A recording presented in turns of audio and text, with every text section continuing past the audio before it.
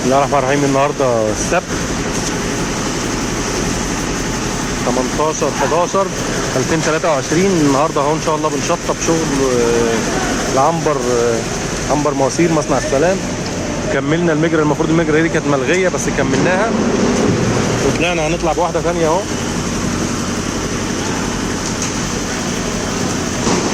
نطلع بواحده ثانيه، طلعنا كده مجرى.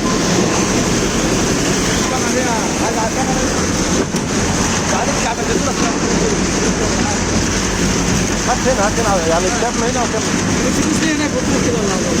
هي بس واحده هنجيبها بالعرض النهارده عشان خاطر في مجرى برضه هنجيبها بعرض لحد الباكيه بتاع العمود بس، عشان ثاني يوم برضه في زفت زي دي كده اللي خلقانه.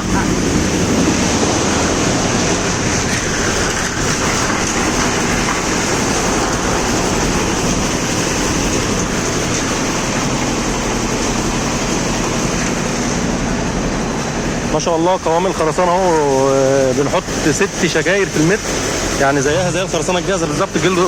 محتوى 350 جهد 250، يعني ما شاء الله خرسانه مسلحه، يعني الله اكبر، يعني الشغل ما شاء الله. ما تجيب واحده كمان هنا، واحده كمان.